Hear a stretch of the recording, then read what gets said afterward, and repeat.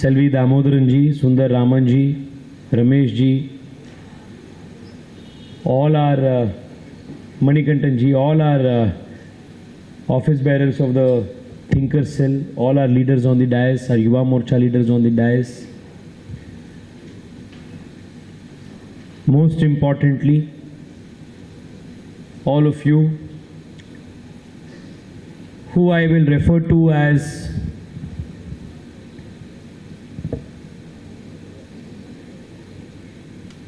the catalysts of the political change that is happening in Tamil Nadu. Thank you all.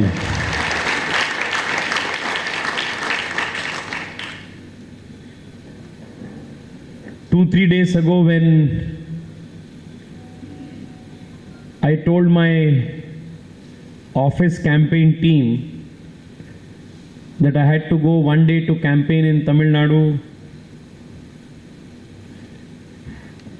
to Coimbatore and Chennai, the immediate reaction of our office team was, your own elections are 7-8 days away, 10 days away from today actually. We have to conclude campaign on the 24th. They said, in the middle of this, why do you want to go?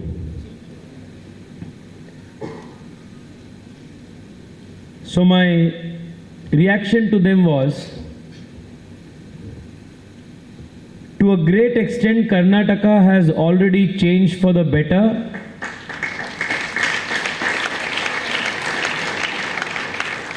Every ounce of energy, every single effort,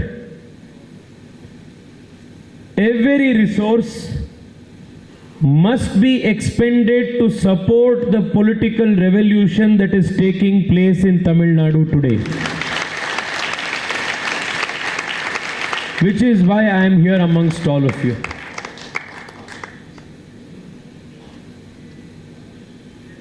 For a very long time, a lot of people in Tamil Nadu, lakhs of them, have always yearned for change, have always wanted a better alternative. But because of the lack of a credible better alternative, people have tolerated the Dravidian parties for a very long time. It is not that these political parties were coming to power, either them or this, like a ping pong match. It's not that they would come to power because of the popular vote,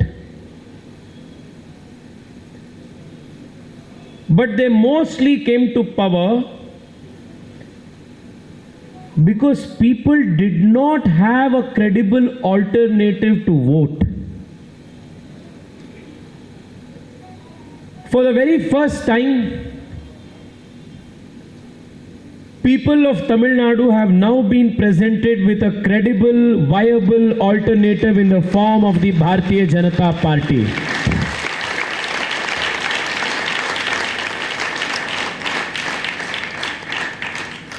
Friends, let me tell all of you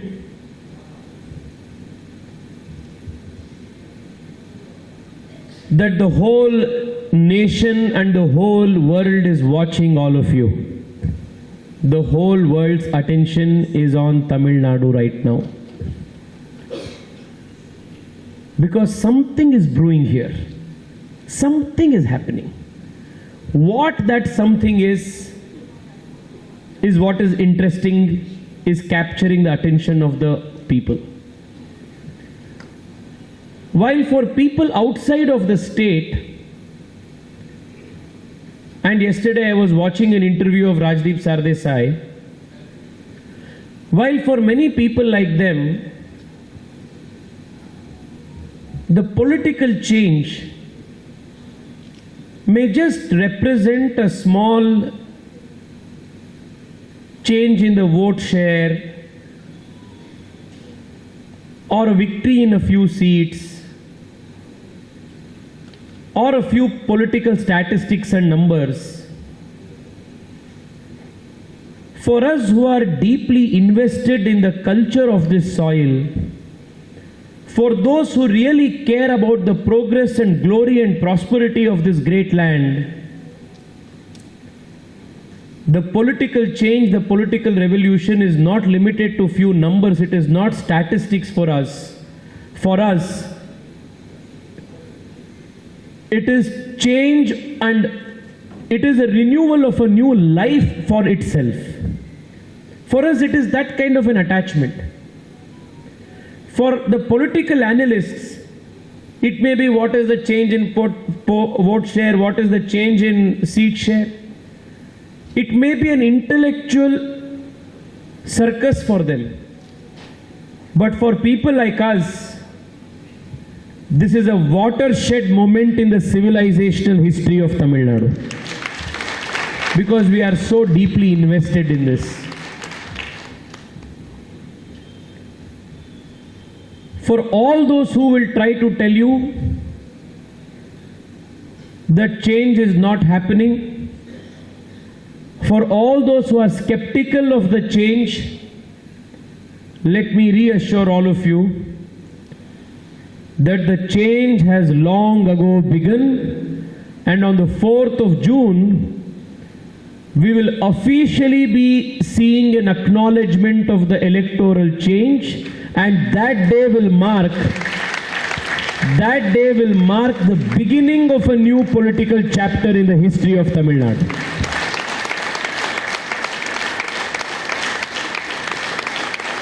Now, why do we need this? Why do we need this? For this audience, I do not need to convince why we need change. Like I said in the very beginning of the address, all of you are the catalysts of change. You are the ones who are actually voting for, bringing, orchestrating the change. I have one grouse though. Therefore, I don't want to, use my speech time on trying to tell you the achievements of the Modi government. I don't want to make use of my speech time to tell you the sins of the Congress party.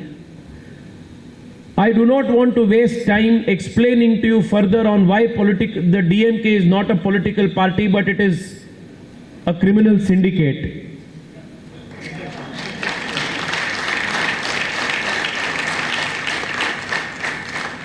Because all of you very well know what they are.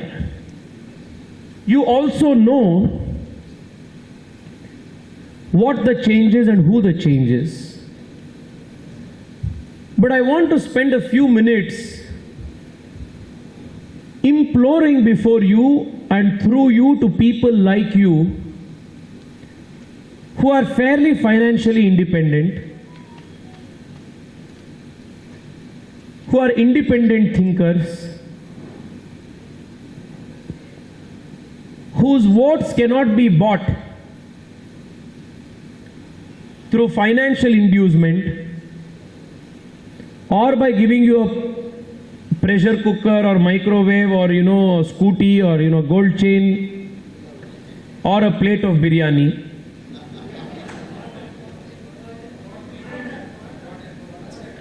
Or liquor or a quarter bottle. Neither can you be influenced by promise of an immediate freebie, nor will you buy the propaganda of the DMK troll army.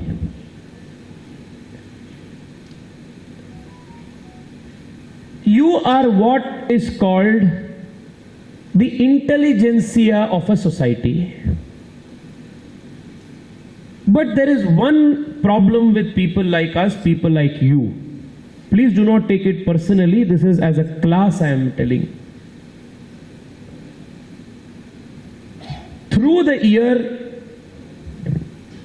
we attend programs,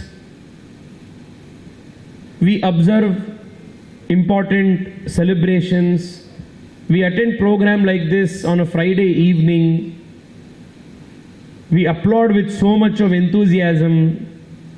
But on the day of the voting, we are somehow missing at the polling booths. I personally have a very, very serious angst against this.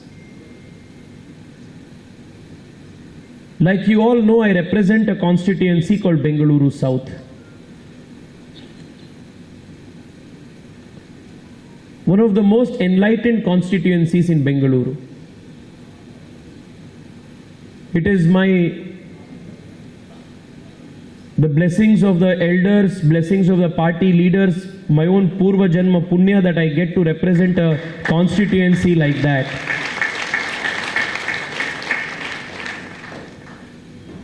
But do you know what was the polling percentage in Bengaluru South in the last elections? 53%. 53%. And I don't think the numbers are any better here, say in South Chennai or Central Chennai. This is the biggest grouse of democracy. My request to you all is very simple. Your vote matters.